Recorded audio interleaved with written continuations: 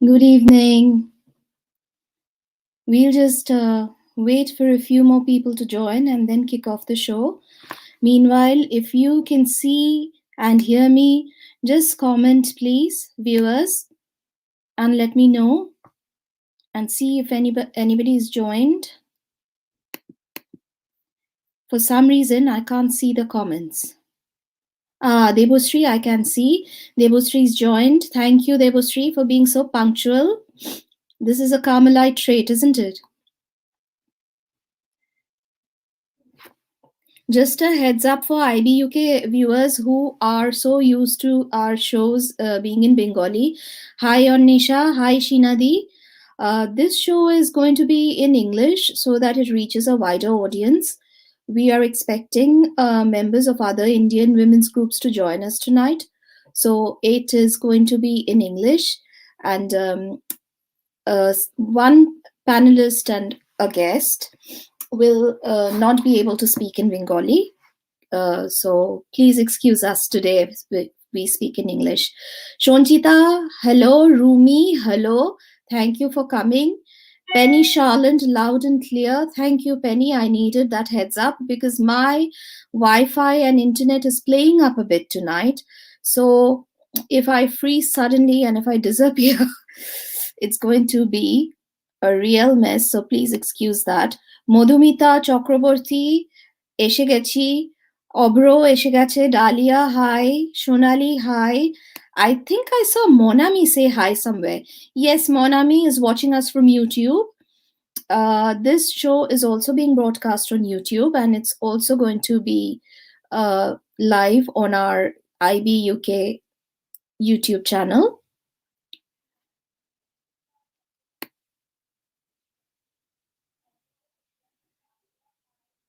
Right.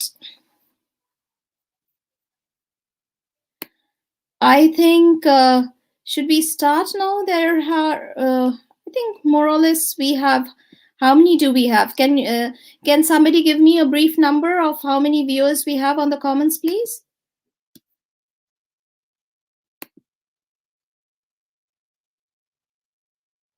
31 viewers. I think that's good. I think we are good to go. So, good evening, ladies and gentlemen. Today, our show is titled Break the Silence. This is a show about raising awareness about domestic abuse. So, first, before I kick off, I'd like to share some important information with you. This show is not suitable for children. So please use your discretion and use headphones. My teenager is going to be watching the show tonight, but should you think that your teenager is not emotionally competent enough to watch the show, I know a lot of my friends are watching this show with their daughters. Please be advised that there is going to be some distressing content. Use headphones, not suitable for children. It is going to be a no-holds-barred discussion on domestic abuse, including but not limited to physical, emotional, financial control, sexual, psychological, namely coercive, controlling, or manipulative behavior. It might also include female genital mutilation, honor killings, forced marriages, stalking and harassment, both online and offline, and teen relationship abuse. So please use your discretion and watch the show. Almost 1 in 3 women aged 16 to 59 years in the UK will experience domestic abuse in their lifetime. This is not a prediction by me. These are figures I'm rattling off from the Office for National Statistics, and this is a report which was done in 2019. 2 women a week are killed by a current or former partner in England and Wales alone. That's an average taken over the last 10 years. In the year ending March 2019, 1.6 million women experienced domestic abuse in the UK, and 1 in 5 British adults experience economic abuse. Shocking figures in the 21st century. But wait for it. If you think that's shocking, what happened last year? We had COVID-19 and deaths from domestic abuse trebled in 2020 as compared to 2019. It was so bad globally that the United Nations was compelled to call it a shadow pandemic. Here in the UK, the police received a call from a domestic abuse victim every 30 seconds. Mind-blowing when we put it in figures. This year's theme from the International Women's Day is Choose to Challenge. Emmeline Pankhurst and a band of suffragettes might have given us the right to vote, but women still do not have the right to choose to lead their lives the way they want to and with dignity. So tonight, let us choose to challenge and break the silence around these discussions, as silence leads to violence. Tonight, I'll be joined by 4 eminent panelists, incredible men and women who not only talk the talk, but walk the walk in their daily lives, helping victims and perpetrators alike. Let us welcome the panelists one by one. My first panelist tonight is Asifa Usmani. A poet and trainer by vocation, she has a background in literature and human rights. Achieving human rights scholar, she works in London with a feminist organization and raises awareness and provides training to healthcare professionals, especially in GP practices and hospitals, about the public health issue of domestic violence. Interested in issues of women and health and has a wide experience of directly supporting victim survivors, both women and men alike, she says working in this field has enhanced and expanded her insights into the impact of trauma due to gender violence, and at the same time has taught her about the resilience of human spirit and women's agency. Wonderful lessons to be learned, Asifa. Thank you for joining us tonight and welcome to our show, the Indian Bengalis show on Breaking Silence. Thank you so much. Honored to be here and to contribute. Would you like to introduce yourself a bit to the audience, apart from what I just said? Some personal words, maybe just talk about your role, what you do, and why you chose to work in this field? Sure, thank you so much. I was always interested in human rights issues and gender violence as well since my childhood. I think I give a lot of credit to my father, who always wanted me to know more and nuances. And with the result, when I got into human rights and gender issues, it was really mind-blowing, especially now that I work with victim survivors on a frontline level. We need frontliners, we need academics, we need journalists, we need to raise awareness in different ways. And of course, the most important one is the victim survivor. And with all the barriers they face, and to give them a chance to have a bit of positivity, a bit of practical support has been an honor, really overwhelming. Day in and day out, we see calls all the time. And it also gives you perspective, like you're in London and you tend to think you're in the West and we are more privileged here. But then when you see what happens in the communities and how much mental health issues, emotional issues, housing issues there are, and to resolve someone's, I think that makes a day. There's a saying sometimes that there are so many things one can do, but one has to do bit by bit, and that's really important to do it bit by bit. And that's, I don't know what else to say, to be honest. Yeah. And health has been incredibly transformational in the way that, of course, we want awareness with the police, we want awareness within other institutions as well. But women and health, of course, there's so many intersections. And to think hold that thought about health, because let's bring in our next panelist. I can't even begin to describe his educational and professional accomplishments. Let's hear a bit about him first and then bring him on screen. Dr. Piyal Sen is a medical director and consultant forensic psychiatrist. He wears many hats, ranging from senior lecturer at Brunel University and visiting lecturer with the Institute of Psychiatry, Psychology, and Neurosciences. I slowed down a bit there because these are really tongue twisting words. So that's with the King's College London. He's a supervisor to the. I can hear a lot of echo in the background. Could someone mute them, please? Mute yourselves. Where was I? He's a supervisor to the psychiatrists who are involved with the InReach team at Gatwick Immigration. He co-facilitates an online clinical network for psychiatrists interested in the treatment of refugees and asylum seekers for the Royal College of Psychiatrists, examiner for the same body, a member of the Refugee and Asylum Working Group of the Royal College of Psychiatrists. He was conferred the title of senior member by the British and Irish Group for Studies in Personality Disorder for his contribution to the field of personality disorder. He marks student dissertations at King's College London at both the undergraduate and postgraduate levels, and he straddles both the academic and the professional world, to be honest, with equal ease.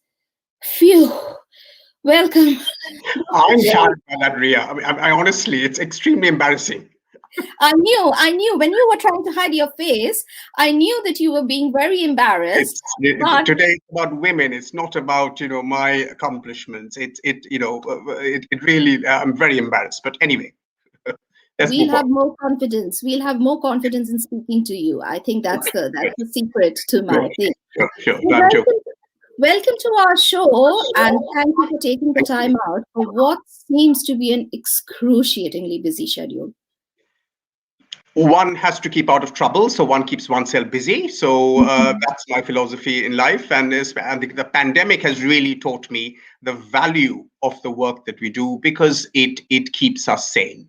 And the women that you're going to talk about, I think they signify and they are inspiring for all of us to kind of learn from, in terms of what they endure and how they survive. And that is a constant source of inspiration to me, as I'm sure it will be for all the panelists who are here today. And thank you to you for having such a show so appropriate on such a day. And yeah, I think very well thought of, and it's been a real honor to be on a show talking about such an important issue. Thank you. Actually, domestic violence is all pervading. I mean, even in the UK, we think that living in the UK, it might not be very prevalent here, but it is.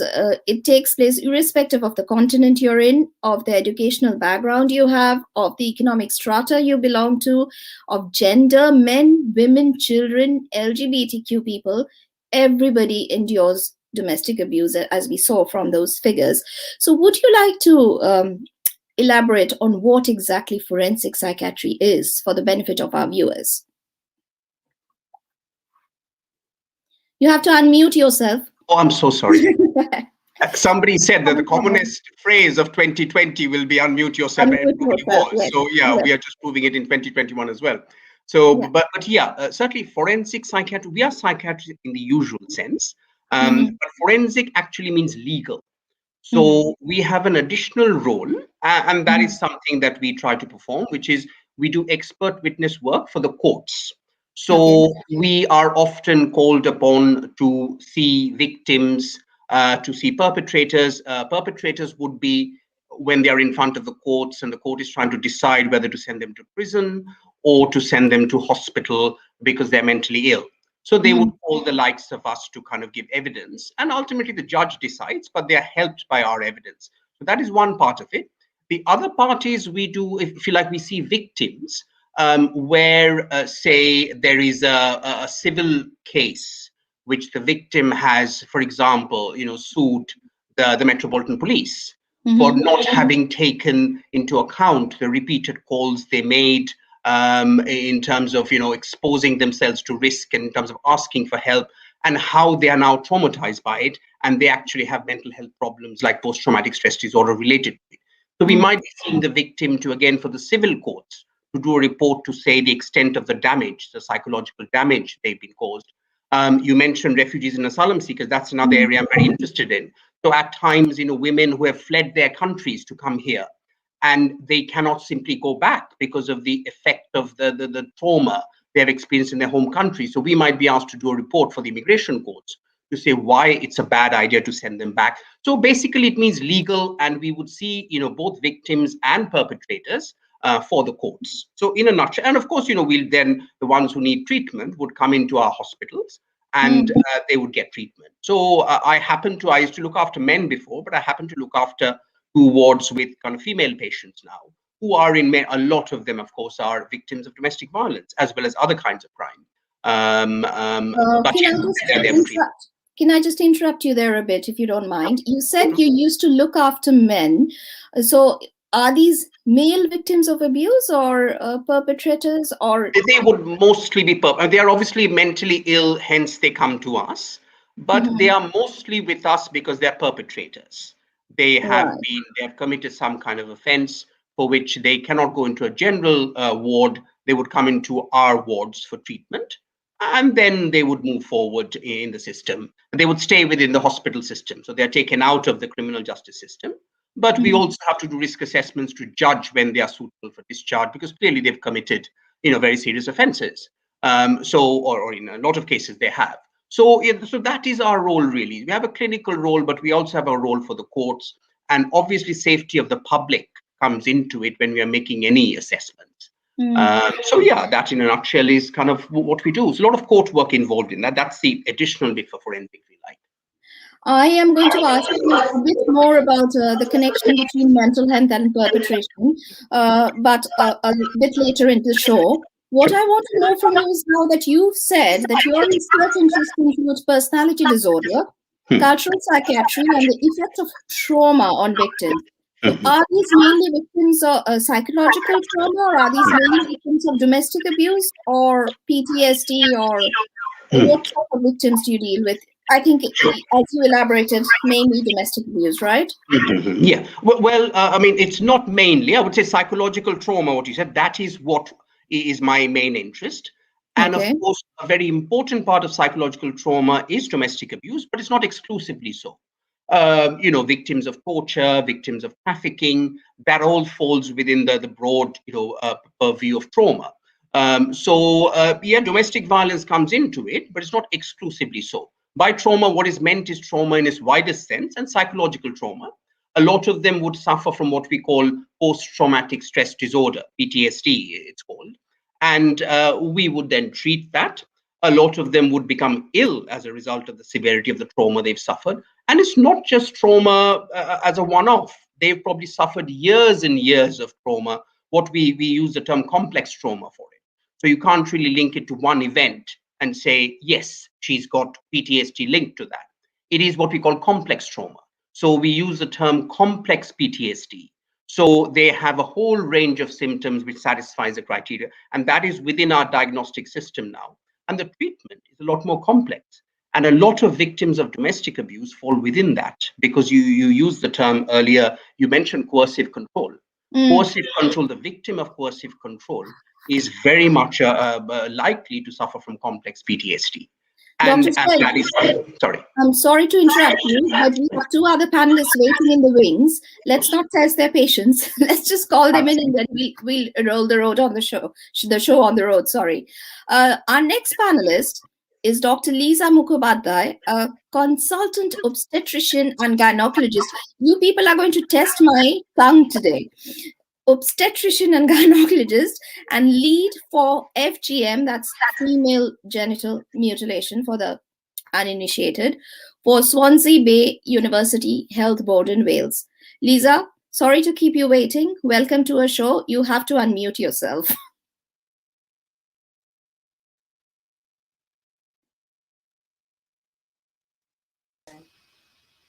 Okay. That's great. Thank you very much, Ria, and for the wonderful introduction. You are not testing my patience at all. I was really enjoying listening to Dr. Sen. Yeah, that was an eye-opener, I have to say. So yeah, thank you very much. And I feel really honored to be here today.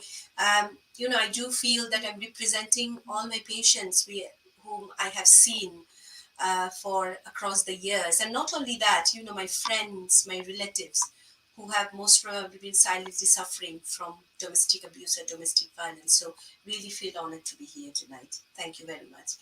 I think we have a nice mix of panelists today, and you people are going to learn from each other a lot and bounce off each other a lot. So, I want to start off with one particular question to you, Lisa. Like, FGM is not domestic violence per se, but it comes under the broader overarching framework of violence against women and girls. Am I right? Yeah, absolutely. It's illegal, it contravenes the human rights, and it's also a type of child abuse, is considered to be a type of child abuse. So female genital mutilation, can I please explain it a bit further, because some of your viewers might not be aware of this term, female genital Please, mutilation. please, yes. So female genital mutilation is, you will be shocked to know, in 21st centuries this is still happening. It's basically removing the part of the female genitalia without any non-medical, so for non-medical reasons. Okay. Now, if I, to put that into perspective, if I bring some figures in, at the moment, around 200 million girls or women have had female genital mutilation in the whole world. And there are still millions of girls, 3 million girls are at risk. So it's still happening. Although most of this female genital mutilation happens in African countries, so 80% is based in African countries, but there are women who are in Middle East, there are women in Asia as well who go through female genital mutilation. Female genital mutilation is, as I said, it's a form of child abuse. The reason I'm saying it, this female genital mutilation can start happening from a very, when they're babies. So after they're born. So just imagine a girl, a baby, has the part of the female external genitalia has been removed. Ripped off, And that happens without any sort of painkillers, no anesthesia, done by their moms, their grandmother, their families. Okay. And at the moment in UK, we have 1,500, around 1,600 women who have female genital mutilation. So as you can see, UK being one of those, advanced countries as well, there is a very, good number of female genital mutilation. And why does it happen? You will question, your next question would be, why we are still doing female genital mutilation? Well, it's that part of the society which they think this is a norm, because this has been going on for centuries. And they feel, oh, my friends have it, my mother's had it, my grandmother had it, why not me? And if they don't have the female genital mutilation, there is a possibility they might not be accepted in the society. So these girls, obviously, it's not by choice to stay in the society, to get married, to be part of the society, to get the support from the family and friends. They go through this female genital mutilation. So in UK, every health board has got a lead for female genital mutilation. It's not only the doctors you need a multidisciplinary team. You need the social worker, because the women who had female genital mutilation, their children, especially if they have girl children, they are also at risk of having female genital mutilation. So, and as Dr. Sen was saying, these women, especially if they had it done when they're teenagers, they have the memories, they have the fresh memories that somebody is holding their arms and cutting off part of their genitalia. They go through anxiety, depression, negative body image, they can't sleep. They go through very bad cases of post-traumatic stress disorders, which I've seen, not one, most of them. So yes, this is female genital mutilation. Obviously, it's not really particularly very relevant to our community. It doesn't happen. But you if you have a girl child, that girl child might have a friend who is going through this at this point. And just for you to be aware and ask this question, and you most probably the person who can stop it from happening, because these girls are taken to their back home, to their countries, because in UK it's illegal. So you might be the person who can actually stop this from happening. That's exactly why I thought of featuring this in the program, because although it's not very relevant to our community, we must all be aware of the evils in the world. I call it an evil, and it is a crime because it is illegal in the UK. Which brings me to the question that how often do you see it? Because do these people, does it actually get carried out in the UK, or do these people go back home and then they have it done? Or I can't imagine a baby in the UK undergoing FGM, because we have all this support system about midwives, etc., health visitors. They might easily spot it. So people still do that in the UK, do you think, or is it No, mainly because they go back home? they usually go back home. So Mm. usually what happens, these girls, because they're told you will become an adult now, yeah, from your childhood you're entering adulthood. So they have been told, oh, we are going back home, we'll have a party. These teenagers in the summer holidays, they'll most really go and have this FGM done. As you said, it's absolutely illegal in UK, so you will be behind bars if you assist. Not only you do it, but if you as a parent or as a guardian, if you fail to protect the child from having FGM, you are responsible for it. So you will be That's good to behind know. bars because it's a Mhm. criminal offense. And Mhm. also, if you see somebody, like if I see someone who is less than 18, so Mhm. not an adult yet, had an FGM, Mhm. it's my duty to call the police with a Mhm. non-emergency number within a month, to Mhm. tell the police that this is happening. And police actually hold this right to snatch their passports, to stop them from going abroad, to stop this from happening. So they have the power. So Mhm. I am not aware of any case which has happened in UK because Mhm. of the illegality of it, because the Yeah. structure we have, social Mhm. support we have. But yes, even if you take them to another country to have it done, that's illegal. Yeah. If you're coming back to UK again, yeah. Well, I'm glad that we have at least some sort of law around it, because even with regards to domestic abuse, I was shocked to read that 1 out of every 4 countries don't even have a law regarding domestic abuse. And while on that subject, let me bring on in Debanjali, because she and I have been discussing about this new bill that Parliament is passing on domestic abuse. So please welcome Debanjali Bhattacharjee, our resident IBUK expert. She hates being called an expert, and I am very much an expert in embarrassing people. As I've embarrassed me, Alshen, today, and I'm going to embarrass you further, I guess.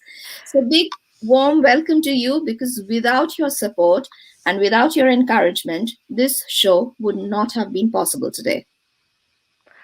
Thank you, Ria, and I'm very humbled. Thank you, IBUK, for giving us the opportunity to bring to table this issue. This show was put together at a very short notice after Ria spotted me in the wild talking to a BBC journalist. And she just messaged me saying, Dipanjali, shall we have something like this on IBUK? And I said, yes, but we'll do it together. And we'll bring in people within the short notice period, as many people as we can, to bring different aspects around the issue. Uh, I come here as, I would say, a very ordinary person. I have no claims to being an expert in any way. And that's why I am No. here. Let me interrupt her. She is an Ask Me community ambassador with Welsh Women's Aid. And that's a very important job, because you will probably be the first port of call after the GP, maybe. And you have worked and volunteered extensively with Welsh Women's Aid as well as with South Asian communities in England and Wales. You currently work on the BAME Helpline Wales. I'm very scared to use the word BAME now, because we'll have, after a little later, we'll have Gauri Taylor Nair, an advocate for victims, on the show, and she told me she hates the word BAME. So I'm going to use it like that. She finds it synonymous to blame. So Gauri, if you're watching the show, apologies, but Dipanjali works on the BAME Helpline Wales to signpost and support ethnic minorities in Wales. So Dipanjali, you were saying something. Let's talk about how what your role is and how you entered this fray of domestic violence. You mentioned some personal experiences to me that you've had encountered among friends and acquaintances. Yeah, I was just about to come to that, saying I'm not Mm. expert in this field. I don't have decades of experience, but I have decades of lived experience within my life of watching people going through their journeys in life. And I know among the audience, many of you might be thinking when we talk about domestic abuse, what can I do? It's not related to me. I have a lovely husband. I have been brought up very well. What can I do? And that's where I might have a few things to suggest, because I strongly feel domestic abuse is and should be everybody's business. It's not just a business for medical professionals and teachers and those who are specialists in the field. It's not just a business for the police and lawyers. It should be everybody's business, especially in this pandemic when everybody's bottled up in their houses. We don't know what's going on. And imagine if I am a victim, I have no means to communicate to the world outside I'm suffering.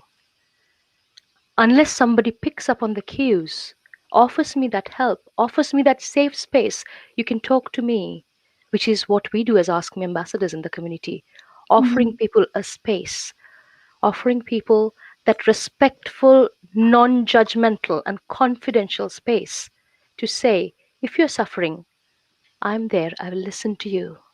I will not question you. I will not judge you. I'm there to listen to you. And I'm there to help you if you need me to. I am there as a friend. And we can all be that friend, that family friend, that work colleague, that neighbor. We can all be that.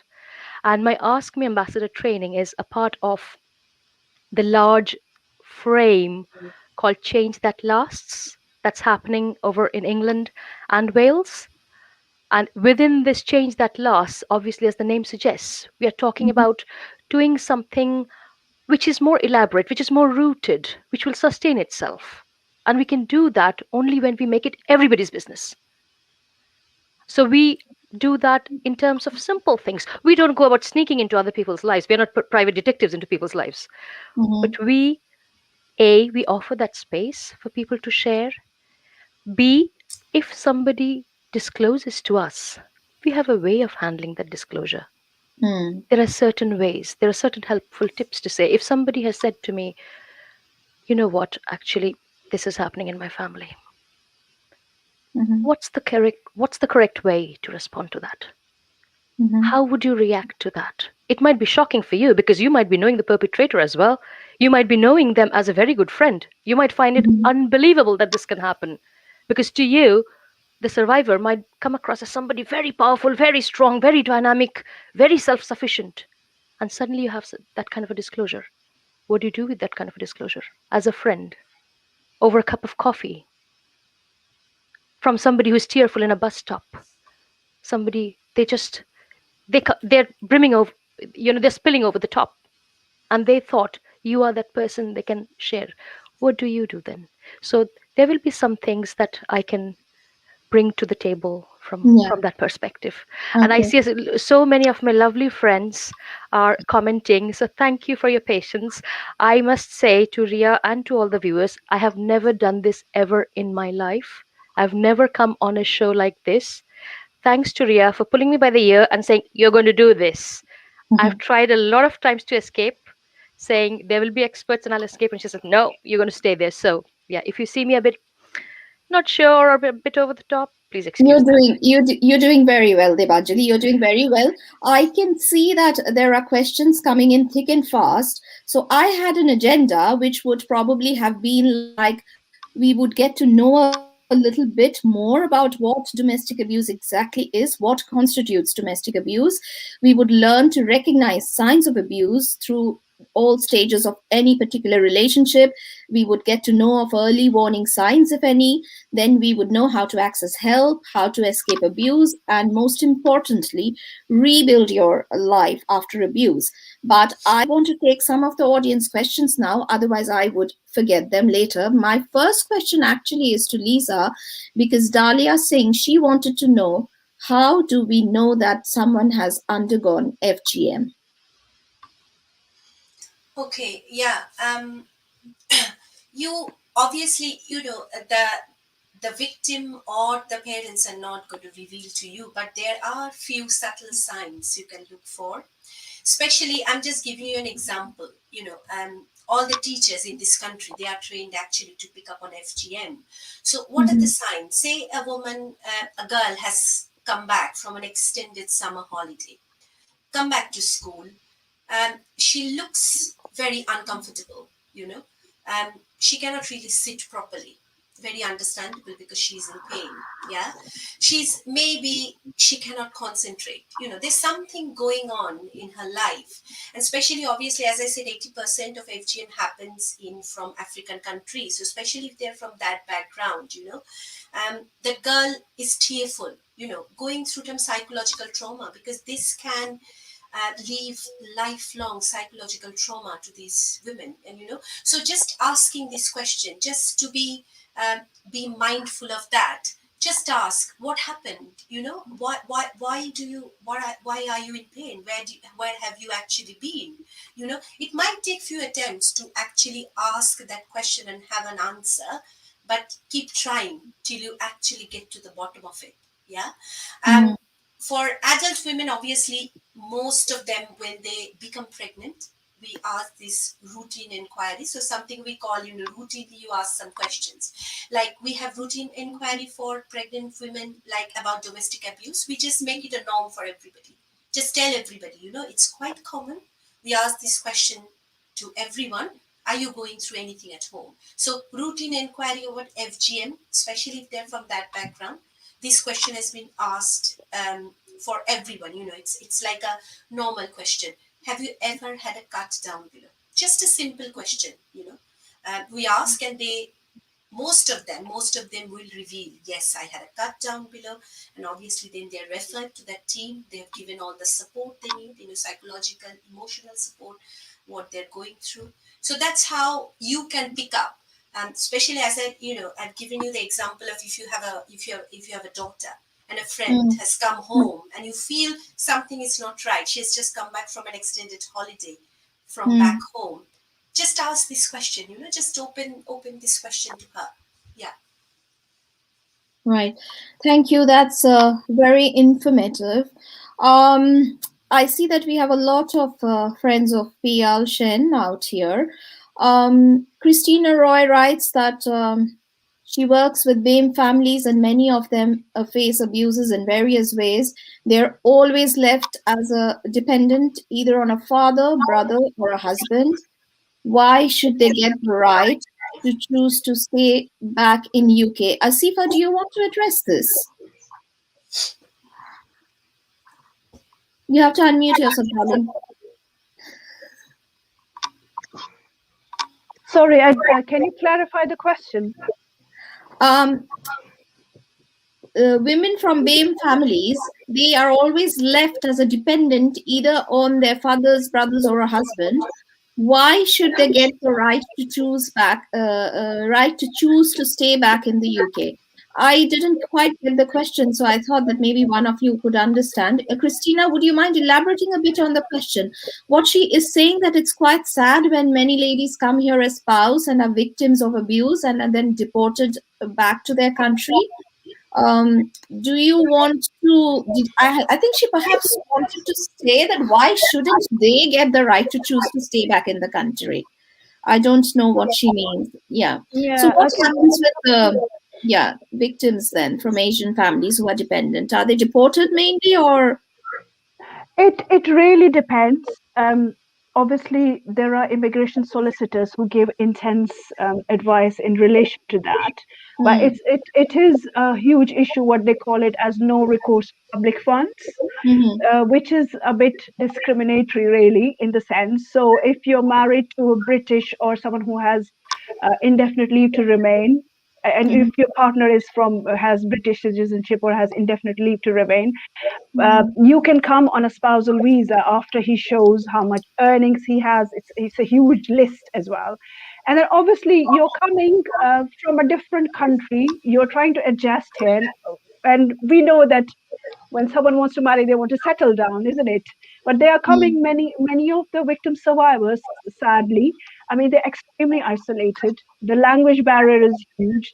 They will go through emotional, psychological abuse, and talking about it can be extremely difficult. And then when there is this breakdown in marriage, when there is abuse in there, they wouldn't know about the options as well. So that's a huge barrier in terms of them accessing support. So as Dibanjali said, that we want people and our neighbors, friends to be aware. I mean, it's really important that whoever you disclose it to, that you can confide in. Otherwise, people will come with responses which can be really negative and put you off as well. Just going back to what the question is. So Yes, please tell under me. domestic violence discretionary rule, there are options available, but it is quite difficult sometimes if someone is, for example, come with their partner as an asylum seeker or a refugee, and they feel they owe it to them and they still have to put up with it.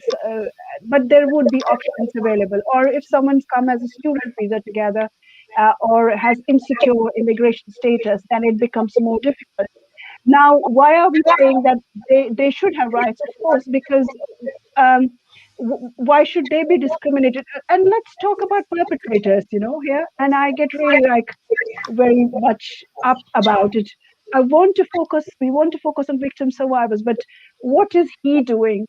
Why aren't they taking accountability? So he can push or abuse sexually, and then just wash his hands off, it's just not acceptable.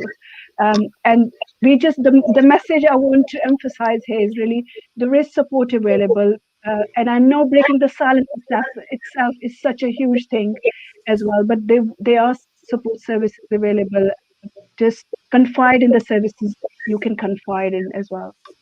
Can I just build on what you just said? Sure, Actually, sure. it's something which is very important. I think exactly very good points made. But what I was also going to add to that is that the immigration law in the UK is somewhat discriminatory in this area. So for example, Canada, when you come, when you are coming from, say, a South Asian country, wherever you're coming from, and you come in on what a spouse visa, if you like, you are given indefinite leave to remain straight after you arrive. And that means that if there is a problem in the marriage, if there's, domestic violence or any other problem, you are not left the way you are here, where you get into this no recourse to public funds, which is really you're totally reliant on social services, assessing your case, and you are extremely vulnerable.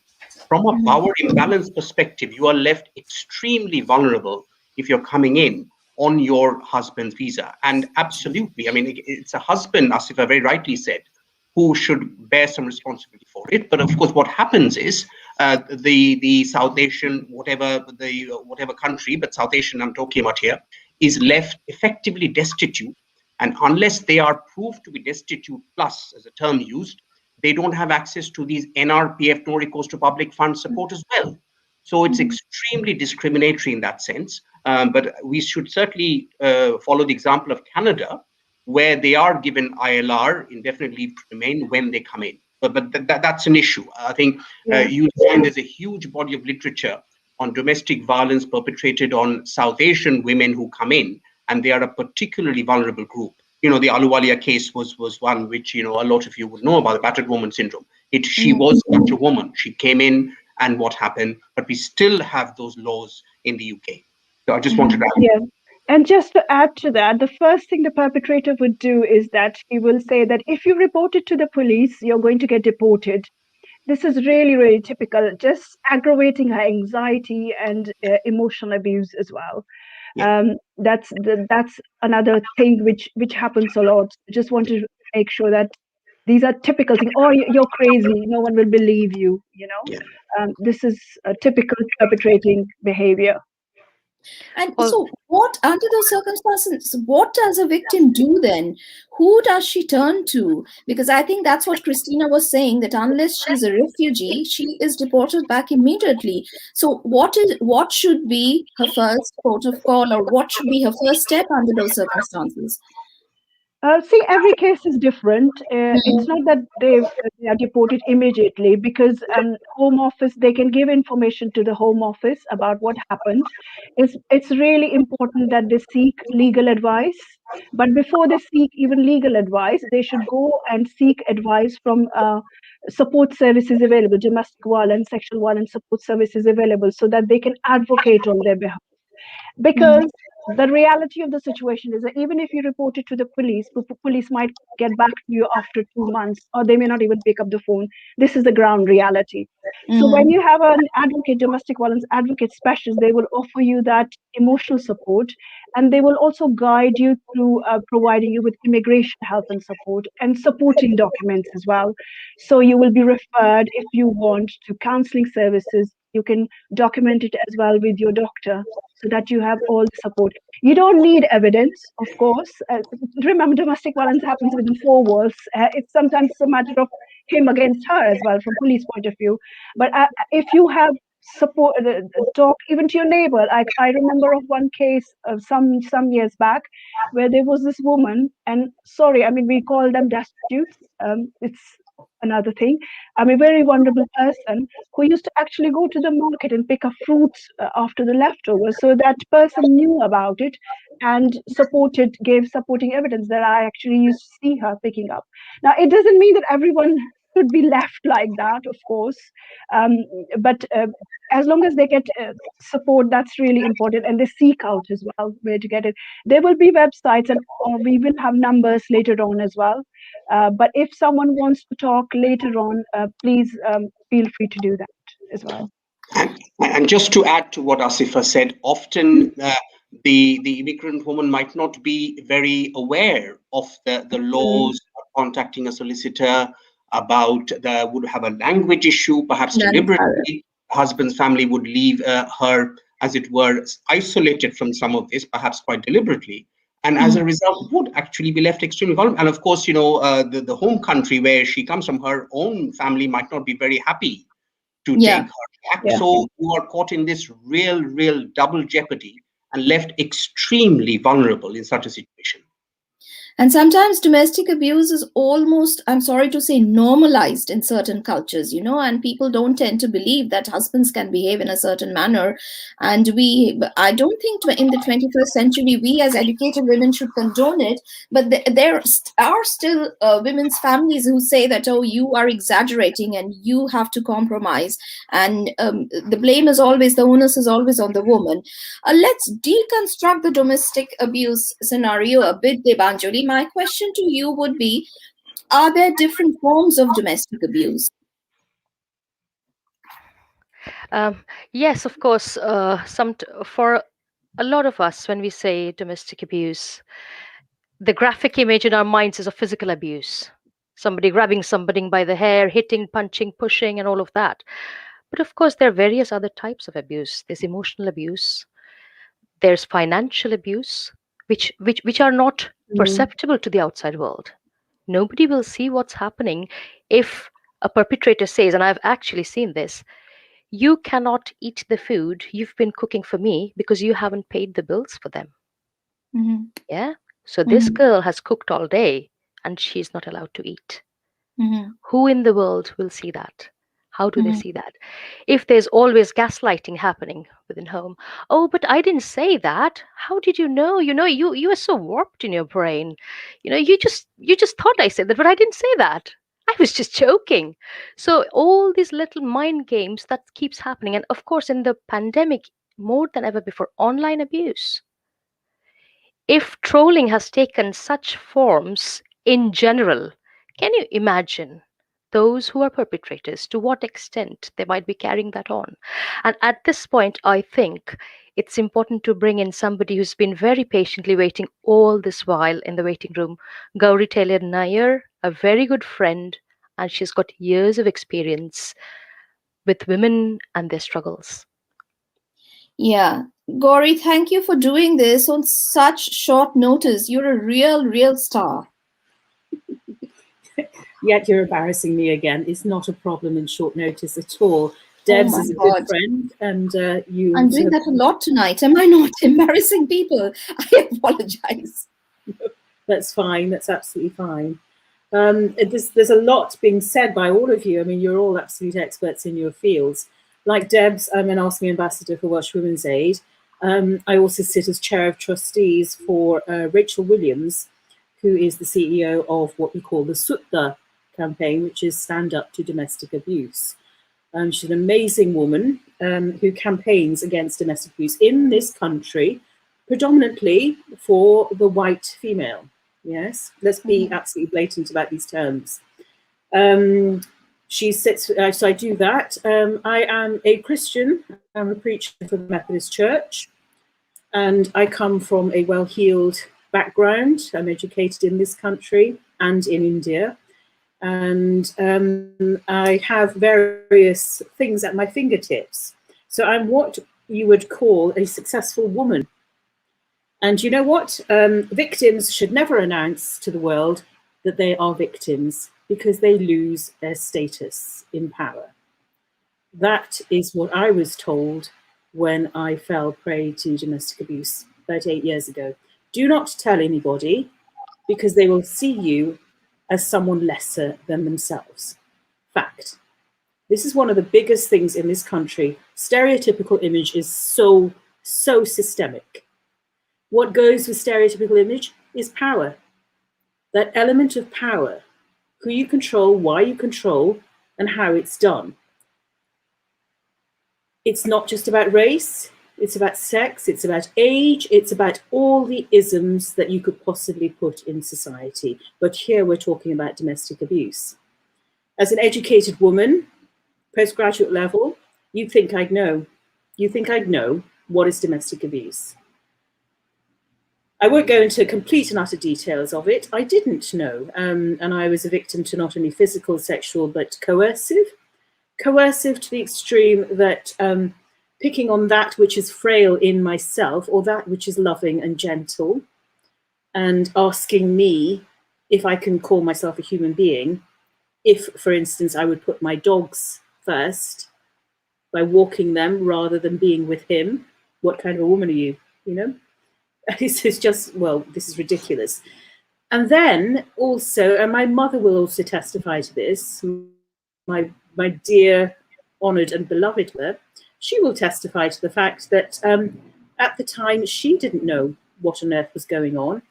And one of the things that she said to me to this day, which, you know, she said, what did you do? What did you do to make him behave like that? You know, you yourself, you're not a quiet person. You're quite bolshy. You stand up for yourself. You're out there. What did you do? Maybe you weren't good enough. Maybe you weren't quiet enough. Maybe you didn't respect him enough. There is no excuse for any man to hit a woman. Even if she is the loudest woman on earth, even if she is the most prolific in public, even if she is the most diminutive, there is no reason on God's earth as to why you should hit another woman. Fact. End of. There is no reason to coerce. There is no reason to manipulate negatively. And I say that manipulate negatively because there is positive manipulation as well. And don't we all use that on our children? So if we go from those, why don't you leave? Why didn't I leave? I didn't leave, number one, because he made me feel that it was my fault. And that maybe I was this bad person, you know, you recognize in yourself that you have faults, and everybody's very honest about their own faults and things. Why did I leave? Mainly, it was possibly my fault. Number two, the family honor of bringing your dirty laundry out into the public to be washed and seen. Number three, the fear of finance. Before I met this man, I was a widow, and I had obviously inherited through my beloved husband who died. And I think he saw it all and he took it. And my worry was, what am I going to do next? How am I going to look after me and my daughter, my own biological daughter? Big, huge worry, because in the moment of fear and panic, all the F's, fear, flight, friendly, whatever you can do when you're in those moments, you look at the roof over your head and you think, this is it, this is safety. You don't see that you can find another roof. You don't see the future out there. Another thing that comes up in this country, the fear of having your children removed from you. Social services have, unfortunately, a very bad name where they will come and remove your children. They will not. They will remove your child if you stay with him because they put that child at risk. You need to leave him. If he is causing you any problems, your child will be feeling that. And your child isn't a witness, your child is a victim. There's no witnessing here for children. They are victims, because whatever you feel, whatever you are going through, you can guarantee 100% your child will pick up on that, and it will scar them for life. So everything that you're doing, you're walking on eggshells, you're trying to protect your child, you're trying to protect other members of your family possibly. You are the survivor. And you know what? All those skills that you have, that you're putting into use then, if they were transferable, when you come out of it the other end, you would be eligible for the CEO of any major company. Because those transferable skills that take to survive in such a relationship are phenomenal. Absolutely phenomenal. So anyone, and I understand that there will be people here tonight wondering and watching, statistics alone say that there will be women who are wondering what on earth to do. Don't be fearful. There is an awful lot more out there that you can aspire to. And when you're out there and you get over it, you never get over it, you live with it for the rest of your life, but you learn how to live with it. You learn how to utilize those skills. You learn what to do. It's very difficult for a woman of color, and as Ria said earlier on, I don't like blame. It's too close to blame. And, what did you do? Why did you do it? But if you're a woman of color in this country, it is hard. It's even harder. I'm not going to, mince my words. As I was saying earlier on, I find it very difficult because being educated in this country, I'm very Western. The way I wear my clothes, the way I wear my hair, everything, I'm very Western. And when my mouth, it is very Western. It's received pronunciation, BBC English. However, if you look at me, I'm not. I'm Eastern. I belong to neither culture. And I don't think I'm the only one here. That itself is almost perceived as a negative. But you know what? It's not a negative. The place where you stand is holy ground because it's yours. And if you're standing in the middle of that bridge, that is one of the best places to be. Own it and really enjoy where you are. Be comfortable with it. The hope that I want to offer other survivors, because you will be a survivor one day, you will be, is to reach out, to talk to Ask Me ambassadors like Debs, like me. Don't be scared. Don't be scared.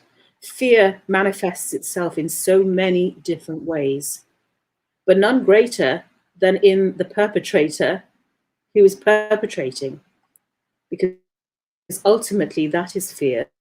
That's a misogynistic fear of lack of loss of power. And I think we have to view it like that, because regardless of size or race or position or power, it's all about power, isn't it? And control. And what I constantly say an awful lot of the time is power is not power unless you use it to empower someone else. If you use it to control and hurt, that's not power, that is abuse. So don't think for 1 minute, if there are men listening now that are perpetrators and know full well, don't think that it's power. You have no control. It's not power. The power lies inside of you. And every woman out there is precious in their own rights, and nobody deserves to be hurt. Nobody. Dr. Priyal, I think it was, who mentioned about PTSD. Yeah, I have PTSD. I have PTSD about the stupidest things, about the letterbox, letters coming through my letterbox. I can't go and answer the door for a while. I have to wait, calm down. Yes, but it's not defined who I am now. It doesn't define me. I'm Gary. I've gone on with my life. I've moved on. And I know that there are good men out there because I'm in a relationship with another one, so I'm lucky. For my daughter, it's not. She's damaged for life. And I know that because she was a victim. But there is hope. There is hope. It is not because less physical strength or less emotional strength. It's not a balance about all that. It's about someone seeing not even a weakness, a fragility. And I use the word fragile in the beautiful sense that we're all beautifully fragile, aren't we? We are beautifully fragile. It's someone who wants to control. It's about control, and it is always a choice. It is never a mental illness. Please don't think that for 1 minute. We all have choices about what we do to other people, and it's up to us as to how you take that choice. We have a choice. Thank you, Gauri, for being so incredibly brave. It takes incredible courage and resilience to speak up, to speak out and speak against and report it, and come on air and share your life experience. We are so grateful to you tonight, and I'm sure a lot of us watching you will take immense strength and courage away from your story. Thank you very much for joining us tonight. Yeah. There was a question, and I'm going to direct it to Lisa and Dr. Shen about visible and invisible cues. You know, when you see a patient and you probably are aware that, okay, this person might be a victim, and this victim might not be able to say to you directly because either he or she is in the presence of the abuser or there's some other family member. So, what are some of the invisible cues that you spot in a patient?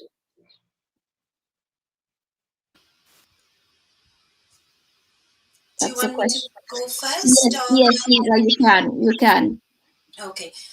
Yes. So there are several things you look for, and I think as a health professional, from the very early years of your training, you get training to pick up those things. Let me tell you some stories, because everybody likes stories. Yeah. So I had a patient not long ago, just a couple of weeks ago actually, because at the moment, because of the pandemic, we are seeing women who are really suffering. So urgent referrals are being seen. We are not able to see everybody. So this lady came, very well spoken, very smart, educated. She works at the university. She came and sat down on the chair in her 50s. So we are going through what problem she has been facing. She's like, doctor, my I have a very painful sex.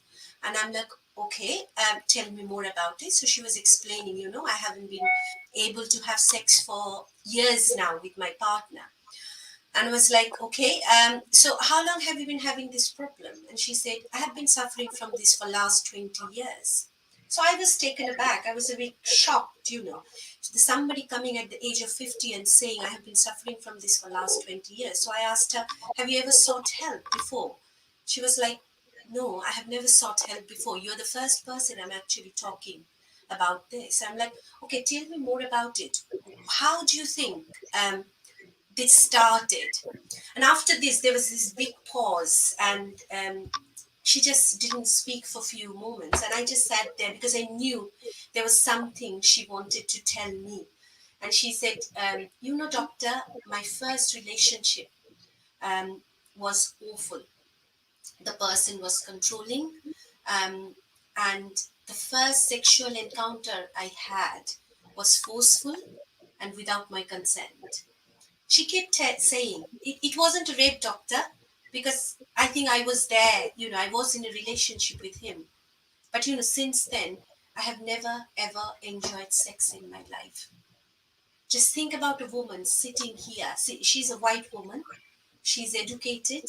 She's smart. She's telling me after 20 years that she has been suffering through this for the last 20 years. So unless you think about, isn't that domestic violence? Isn't that domestic abuse? She has never been able to disclose this to anybody. She has just suffered her whole life with the scarring from that one incident. So it's about picking up on those clues, is woman, because, in pregnancy, they are at a very vulnerable state when they're pregnant, these women.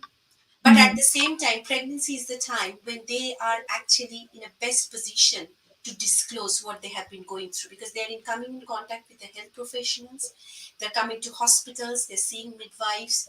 So, as I said, it's a routine inquiry. But sometimes we see, women coming in and out with very non-specific symptoms, and partners are always accompanying them.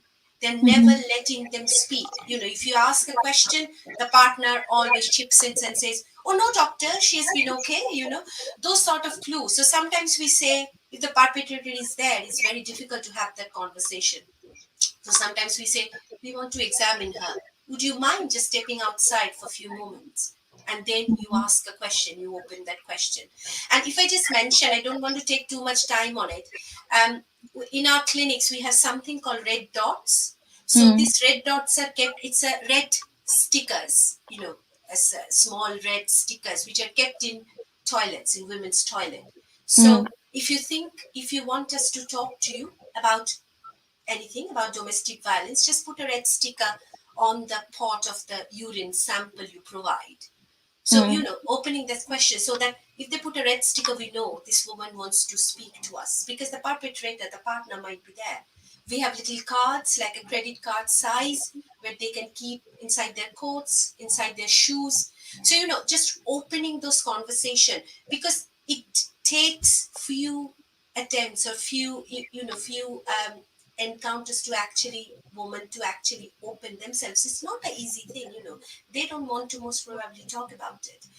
um so yeah, these are the little things you look for, because it just to be mindful of that there might be she's suffering at home. As you said, 1 in 3 women are suffering from domestic abuse. So if I tell you the COVID-19, 1 in 100 have been, become positive with COVID-19, wasn't that a shocking figure? So think, we are 4 women here. Maybe one of us have gone through in our lifetime. So it's that common. So I think it's just be mindful of that and picking up those little clues, and asking that question is the most important thing. And then how to support the confidentiality. Is she safe to go back home? Because she might have disclosed it in front of you. But can you let her go home? Because she's going home to that same home she has been trying to get away from. So yeah. Yeah, thank you for saying that, because that was one of my questions. Freakily, I would have asked you, how can they signal to you that they need help? I believe there was a role play planned between you and Debanjali. Is it about a patient and doctor disclosure and something like that? Do we have the role play now? Yeah, if we have time, I don't want to, we can do Yeah, it if we have time. we can just briefly I think we can do it. We are going to go over time a bit because we have such important things to discuss, and I haven't even touched the tip of the iceberg.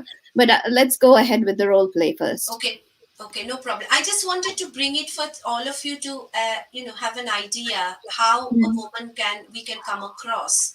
Yeah. So Debanjali, I think you're mute. I've unmuted now. Yeah. Okay, there we are. Okay.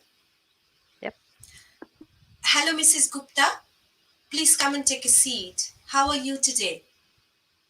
Thank you, doctor. I guess I'm fine. Okay.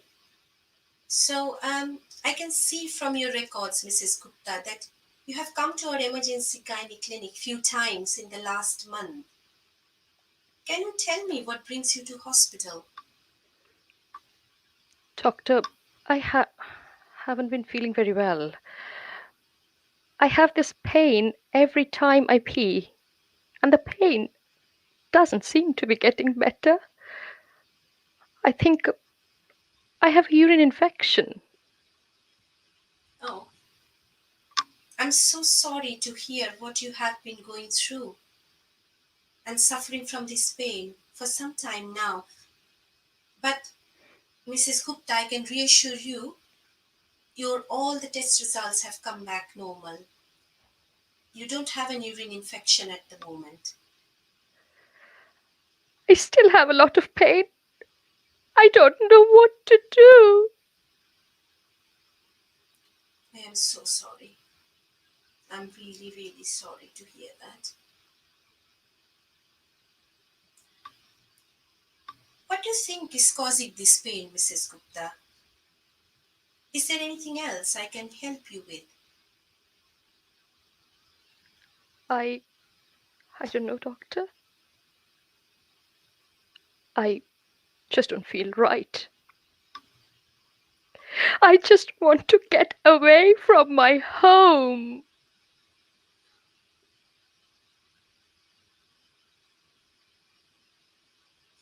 I'm really sorry, Mrs. Gupta. I'm here to help you though. May I ask you whether you feel safe at home? Is anyone hurting you at home? You are absolutely safe with me. Whatever you tell me today is going to be completely confidential. He becomes so angry. I cannot take it anymore. I'm so scared all the time, and I'm worried about my kids. We'll end it there, Ria.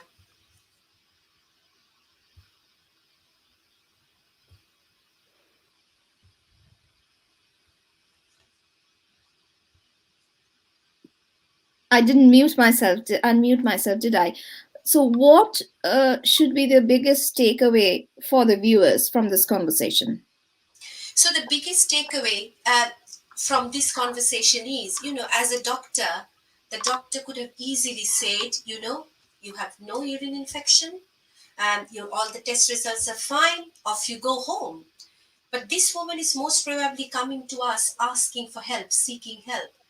Unless you think that domestic abuse behind closed doors is a possibility, if you don't ask this question, how is she going to disclose it to you?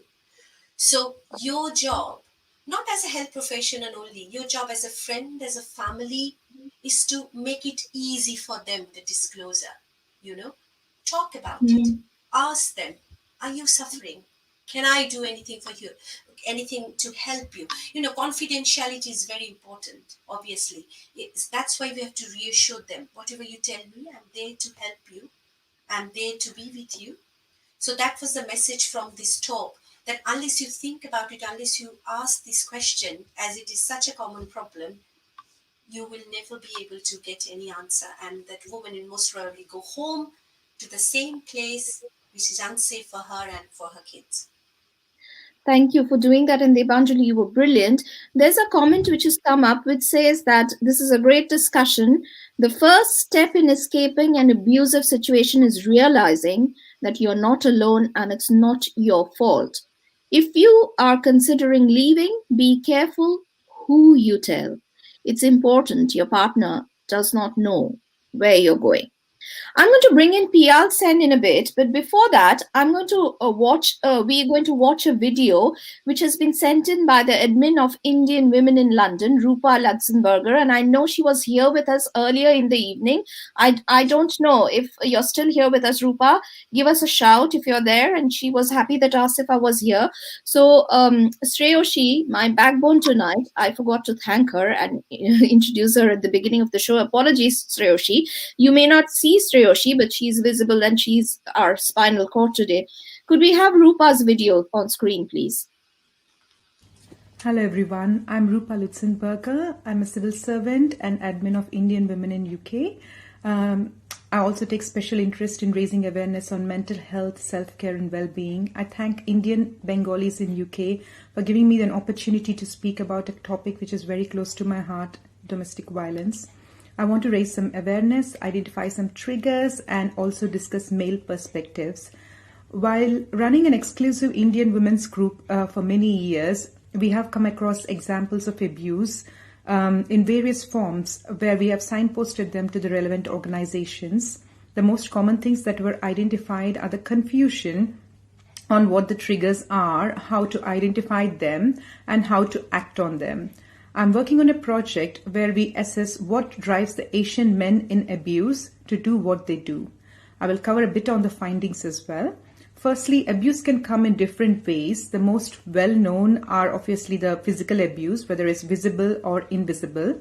New laws are just added to the domestic abuse bill on non-fatal strangulation, revenge porn, and coercive controlling offense to include post-separation abuse. These new laws are very much welcome and much needed as well.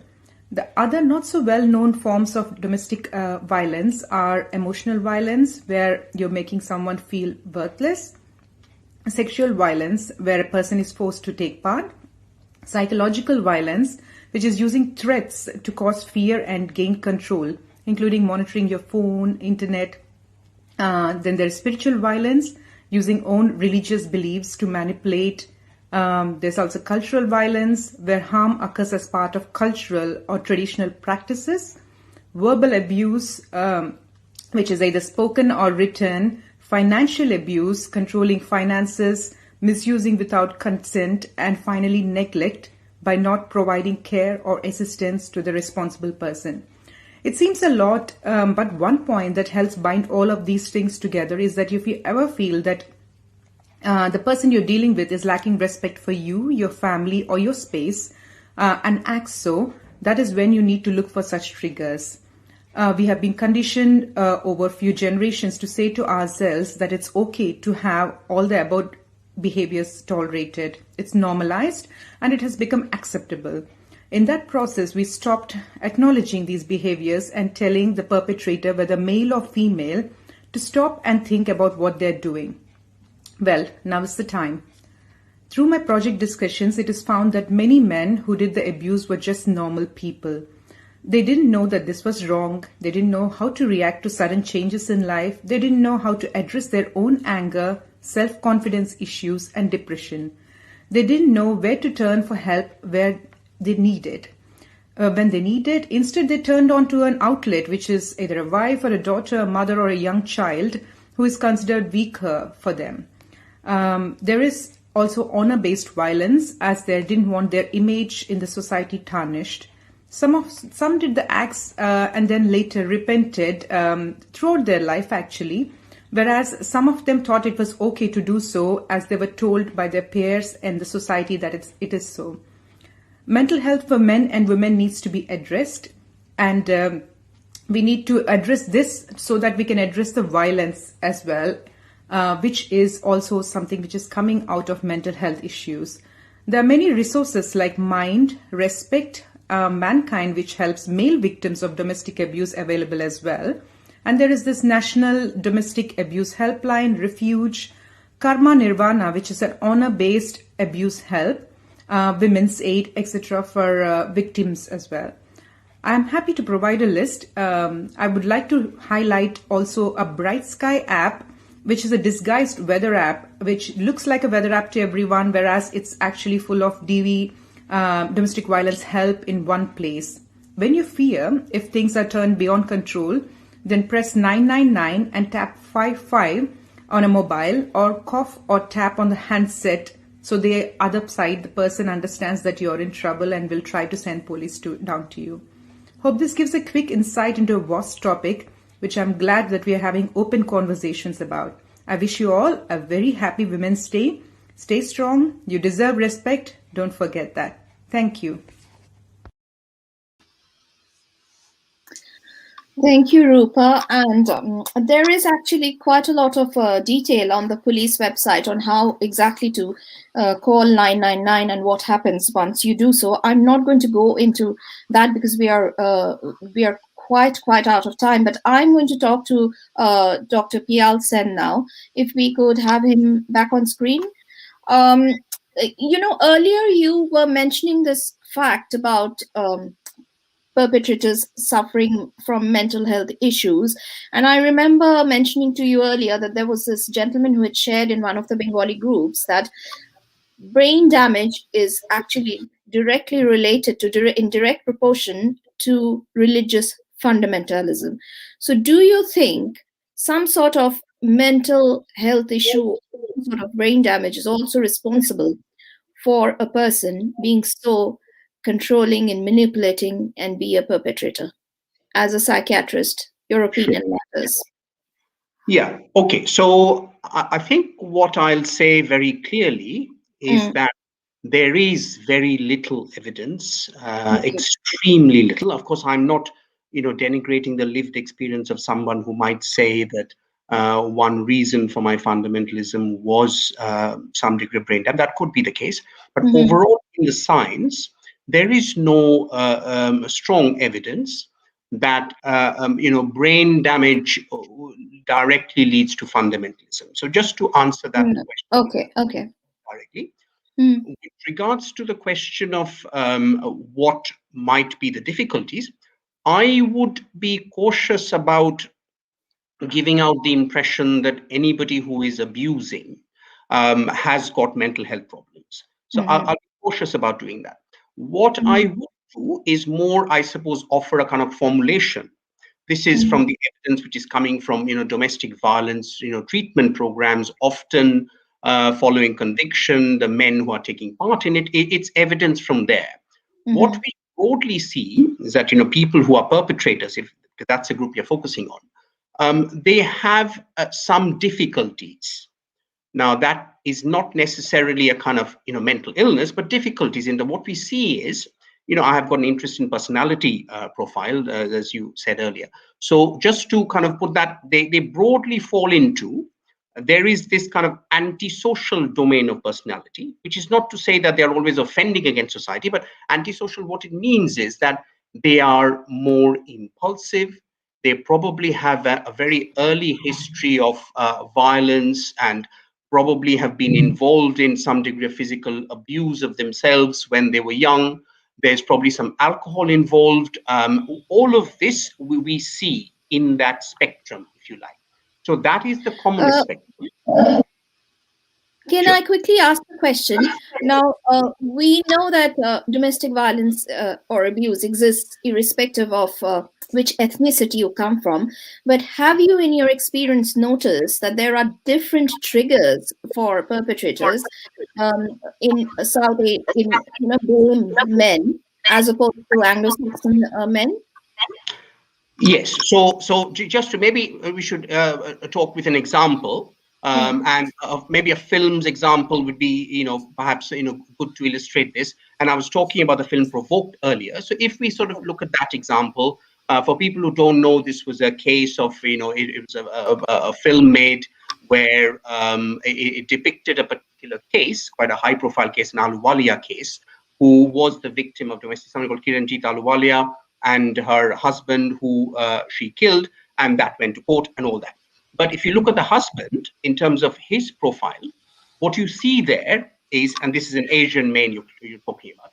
So apart from some of the antisocial bits, kind of power and control, some of the coercive control bit where, he would be controlling the money, he would be threatening to attack her, say that, she was nothing, all of that.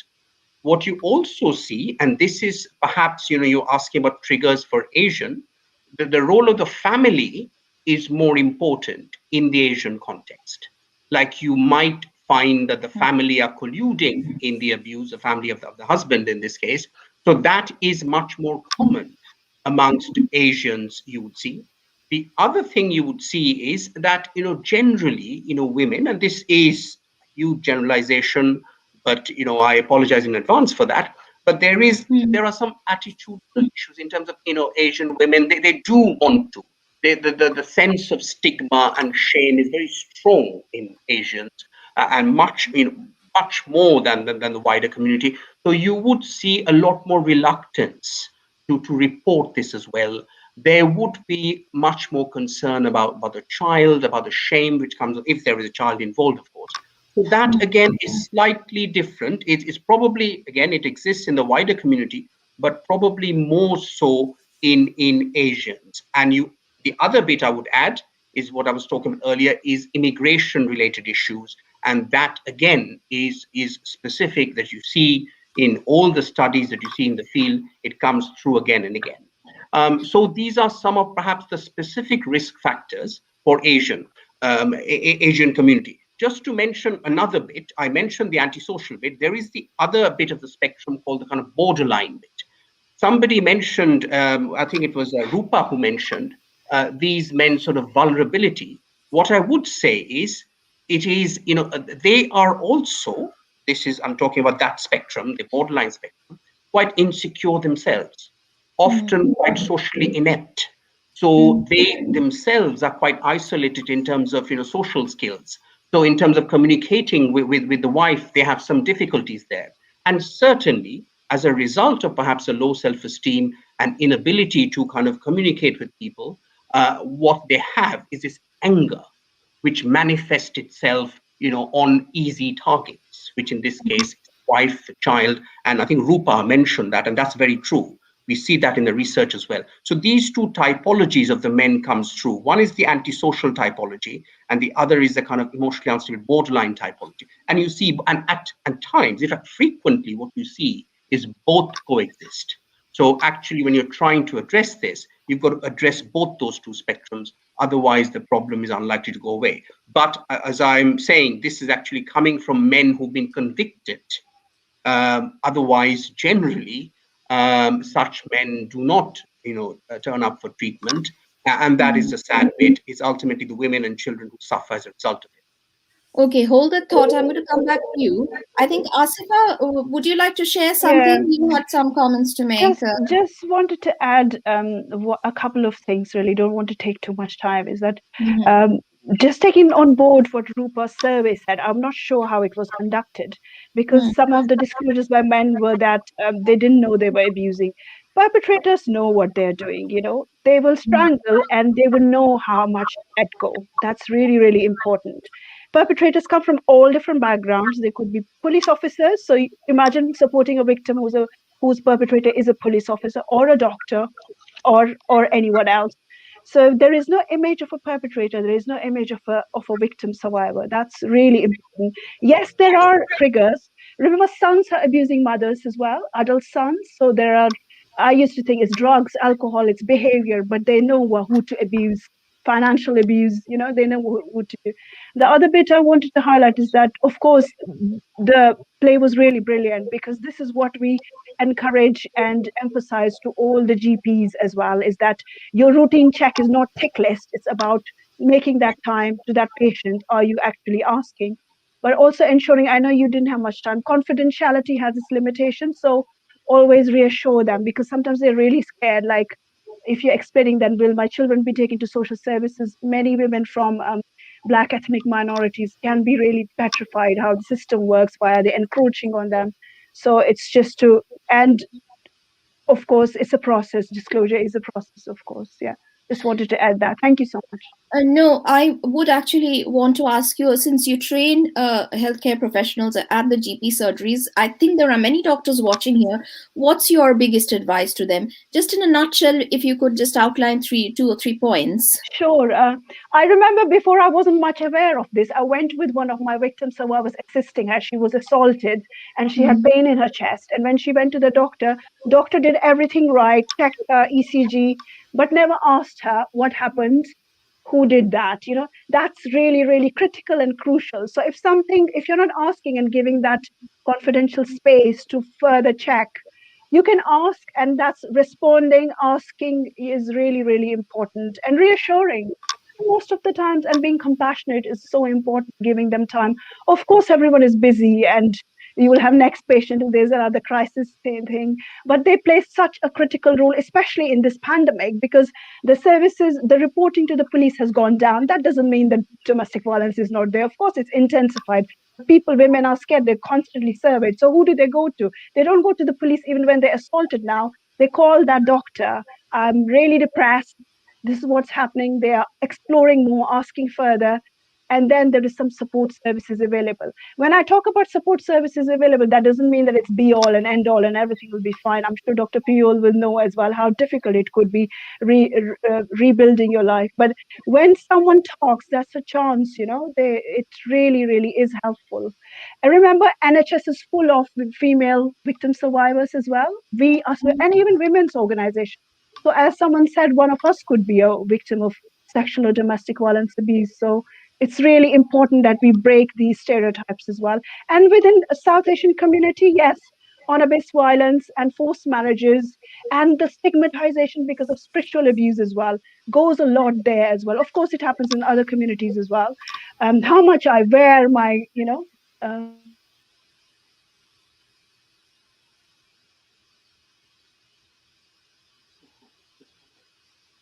I think she's a bit frozen.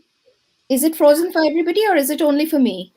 No, Yes, I frozen think for Frozen us for as well. yeah. Okay, I think we'll move on with the show. My next Can question I just to you. can I just mention one other point, just in addition to what? Asif, I think is back.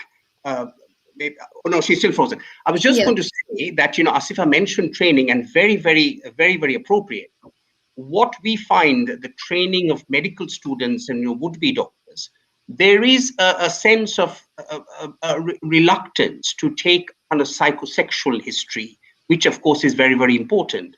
And what we train them to do is within that to have the domestic violence bit also raised. So if there is an issue, it can be covered. So, but I think it needs a lot more. I'm sure Lisa would agree. A lot more drumming in, because it's an area where we don't perhaps, and if we don't ask, we won't get the answer, obviously. So yeah, just wanted to make that point. Okay. Asifa, I think also has made a point that leaving from the point of view of the victim is the most dangerous time for women. So please seek help from professionals to ensure you're safe. We are running out of time, but I do want to get something more in. Now, you mentioned, Dr. Sen, that you have treated perpetrators. So do they know that they have help available? I mean, Rupa mentioned something along the lines of respect. And do they ever regret their behavior? Is it ever possible for them to come out of this cycle of abuse? Well, just to say, there are perpetrators and there are perpetrators.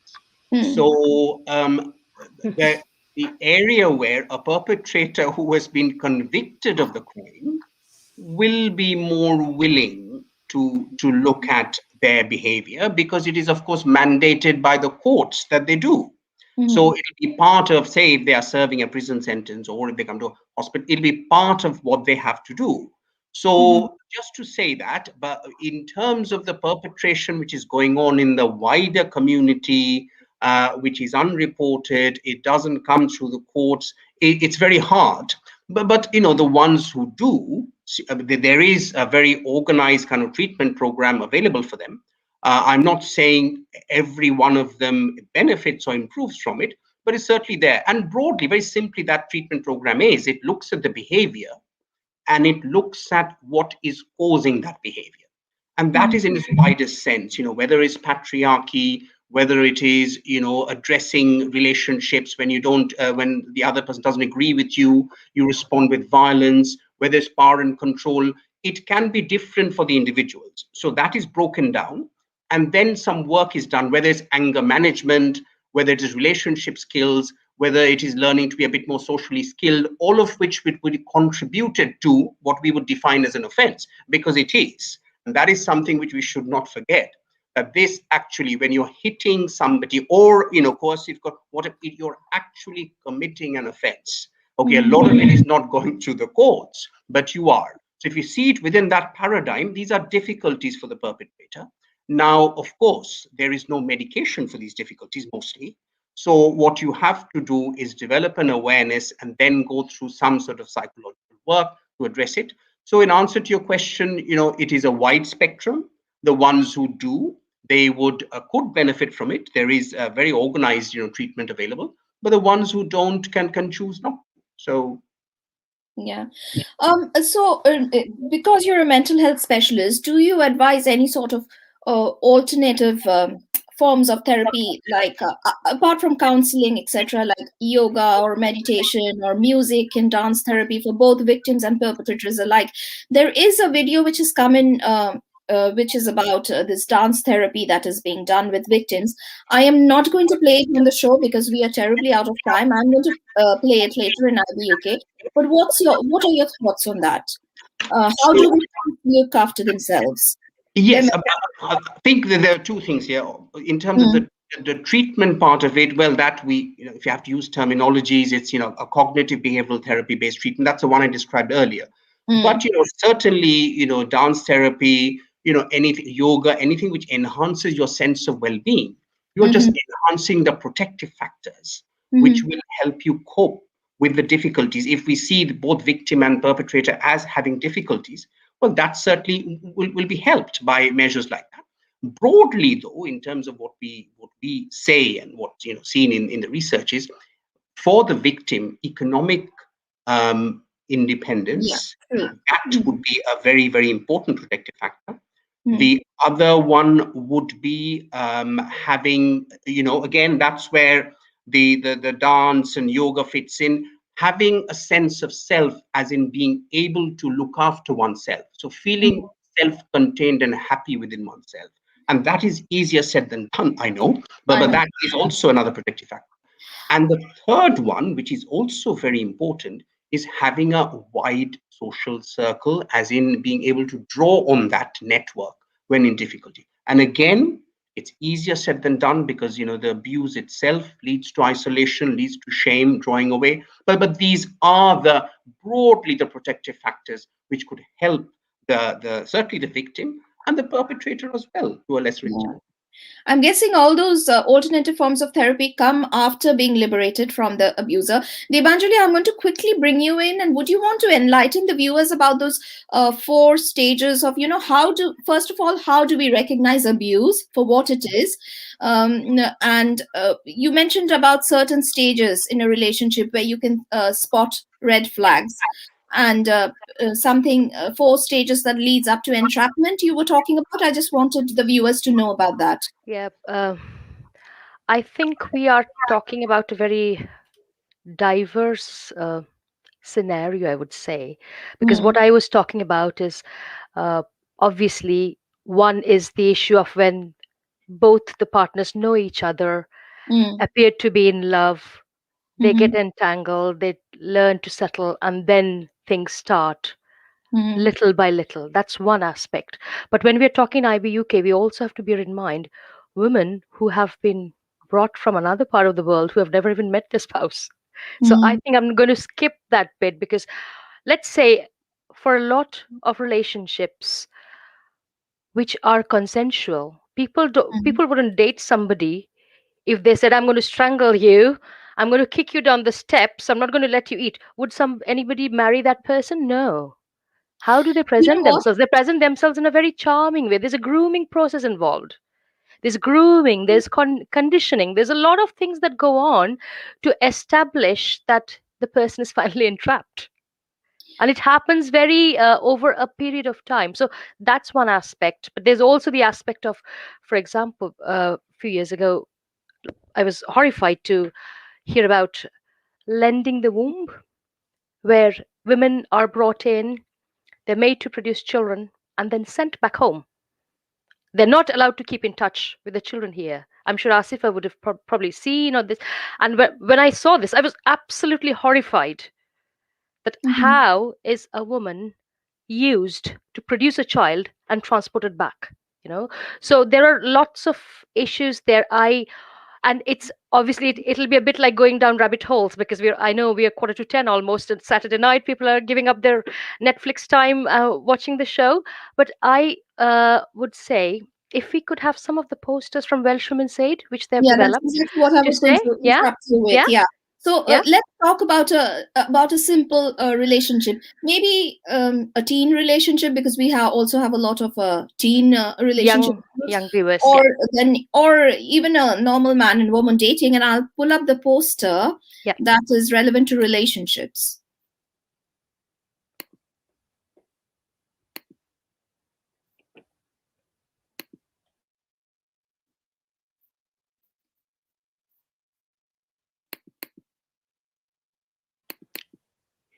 Unfortunately, I can't see.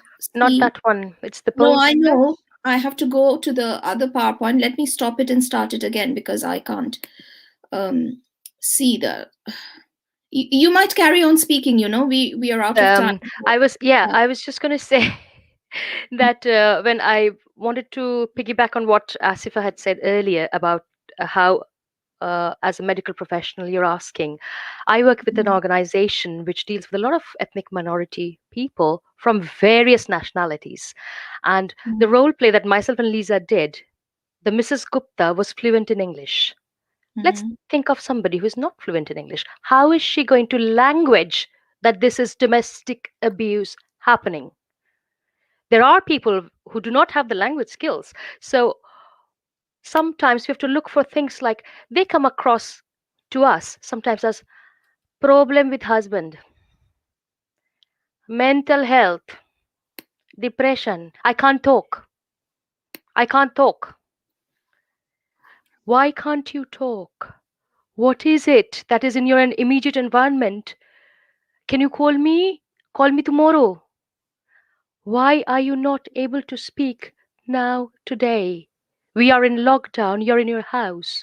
How come you're not being able to speak? What's happening? Yeah. These are some of the signs. We don't need to brush them under the carpet. Or maybe she's busy, or maybe her network's fine. No. One of the first questions we ask is, are you safe? Are you safe? If you're not safe, do you know what to do? Do you know that you can dial 999 if you're in immediate danger? And then there are obviously different ways. Yeah, so I can see the slide. That's it here. If you're in a relationship with someone, some of the basic principles which we talk about, what's a healthy relationship And that I you might advise the discuss. viewers Yeah, to take a screenshot of, the slides that are being shown, so you yeah. can, yeah. So there's a very interesting quiz about what's a relationship, and if you have an answer to yes to any of these questions, then you might, need a bit of help. So, do you feel safe? Do you feel trusted? Do you feel respected? Can you express yourself? Or is it always that you're walking on eggshells? Is it always that you're adapting your behavior s- so as to not face the consequences of your action? You know, Mhm. do you feel that if I do this, he's going to go crazy? If I do this, he'll do this again? Is that the situation that if that is, it's not healthy? Yeah. We had another one, Ria, I think.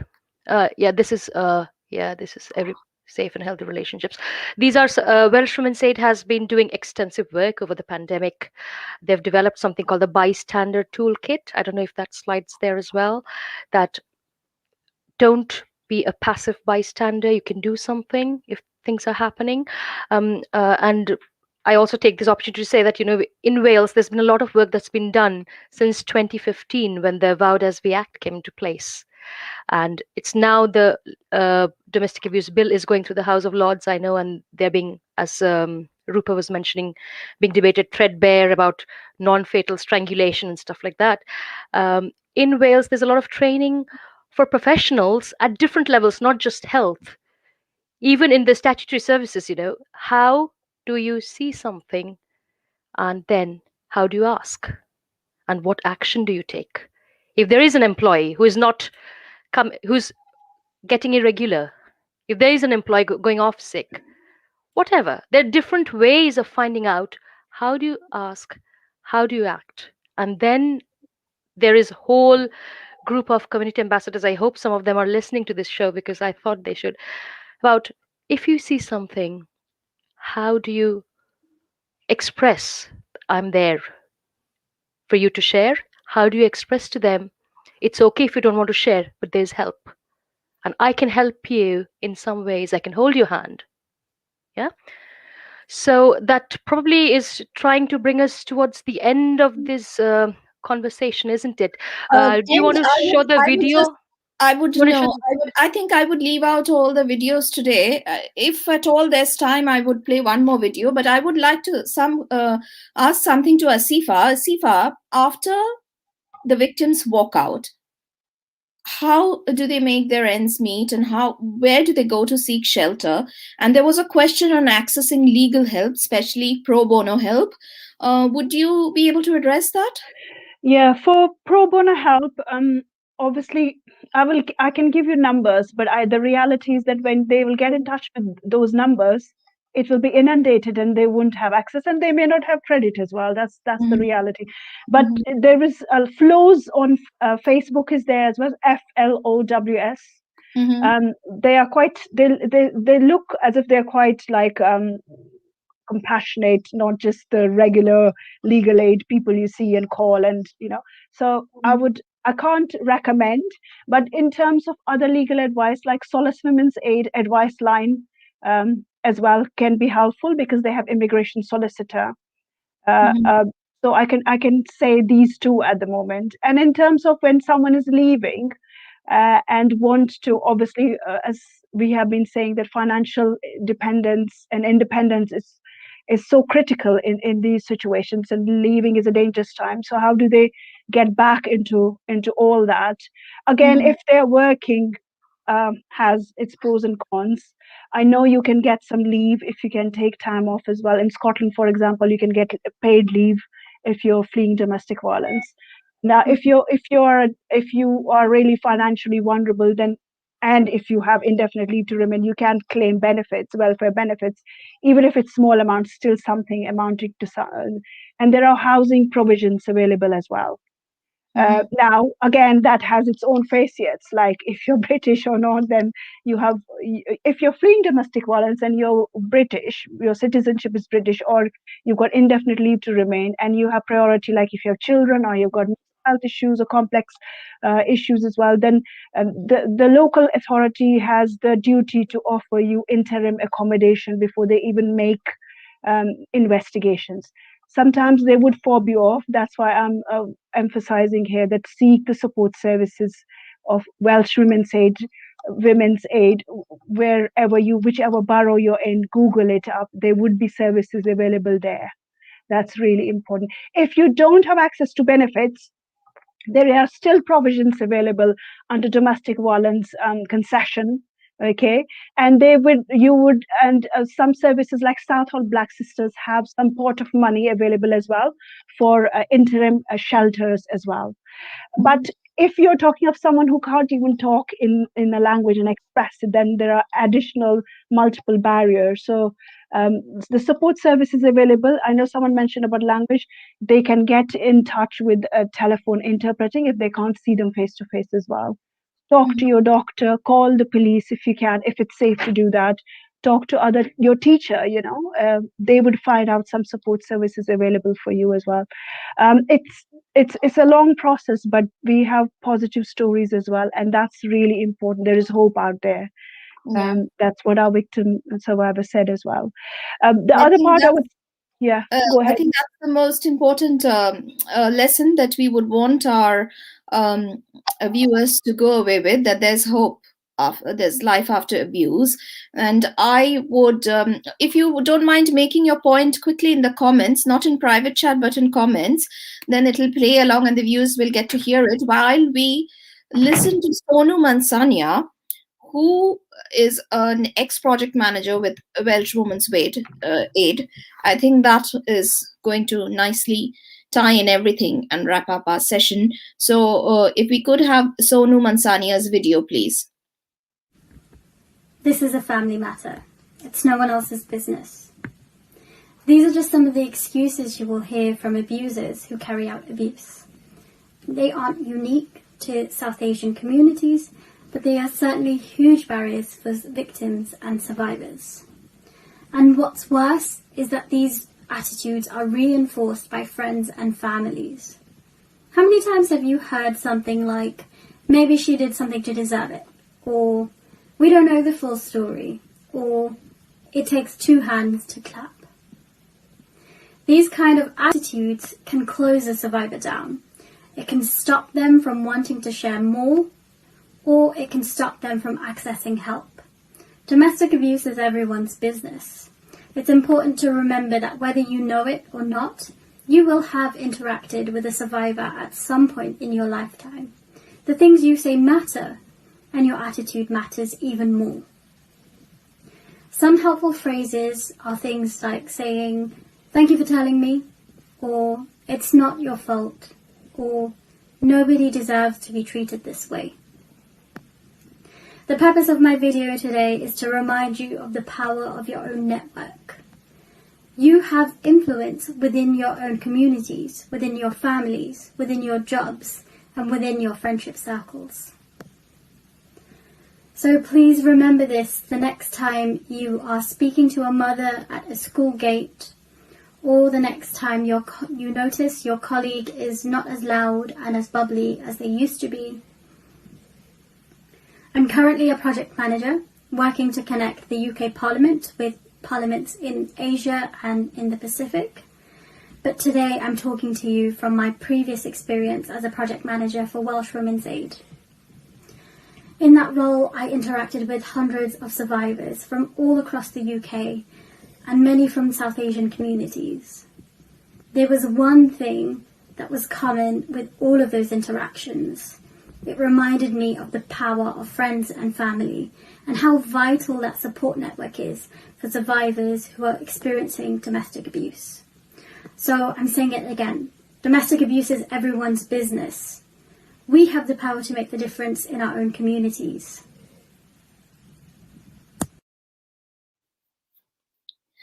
Thank you, Sonu, for that. I think I would like to end on this positive note tonight, and I thank all my panelists for taking their time out. And this show ran well beyond time, but still we had a lot to discuss. I'm up for doing a second Break the Silence 2.0 if you guys are up to. But I would like to recite a poem by Maya Angelou, just to drive home the fact that we have to rise to the challenge of breaking the silence. Take a pledge that we try, and maybe not eradicate, but take the first step to make our lives and the lives of our successive generations better, and just be there for everyone.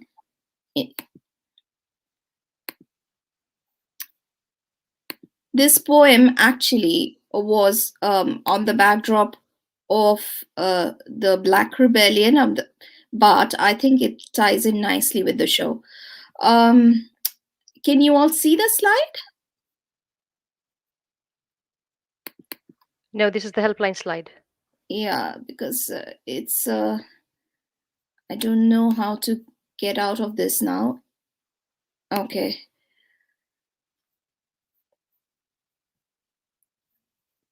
And while you get this working, can we thank all the viewers who have given up their wonderful Saturday evening instead of binge watching Netflix or enjoying their glasses of wine with family? They've tuned in and they've listened to this program. And I just wanted to say, if you've tuned in and listened, you are either caring, you care for the cause, you might be concerned, you might feel a connection to the cause, or you might just be curious. Whatever it is, I hope you've taken back something to dwell on. And Ria, if IBUK and viewers demand, we could always do a show which is number 2. And I think Asifa and Dr. Sen and Lisa would agree that there's a lot we have covered, but there's still so much that can be discussed, isn't it? Yeah, I don't think the slide is for some reason coming up. Just bear with me and just listen to this. So this is called Still I Rise by Maya Angelou. You may write me down in history with your bitter, twisted lies. You may trod me in the very dirt, but still, like dust, I'll rise. Does my sassiness upset you? Why are you beset with gloom? 'Cause I walk like I've got oil wells pumping in my living room. Just like moons and like suns, with the certainty of tides, just like hope springing high. Still, I'll rise. Did you want to see me broken? Bowed head and lowered eyes, shoulders falling down like teardrops, weakened by my soulful cries. Does my haughtiness offend you? Don't you take it awful hard, 'cause I laugh like I've got gold mines digging in my own backyard. You may shoot me with your words, you may cut me with your eyes, you may kill me with your hatefulness, but still, like air, I'll rise. Out of the huts of history's shame, I rise. Up from a past that's rooted in pain, I rise. I'm a black ocean, leaping and wide, welling and swelling, I bear in the tide. Leaving behind nights of terror and fear, I rise. Into a daybreak that's wondrously clear, I rise, bringing the gifts that my ancestors gave. I am the dream and the hope of the slave. I rise, I rise, I rise. I think that beautifully sums up the mood to rise up to the challenge and not be slaves to domestic violence. And let's hope that we have at least made a dent in our endeavor to break the silence. Thank you all for joining me tonight, and thank you, viewers, for staying with me for nearly 2 hours now. Thank you very much. Good night and have a good weekend.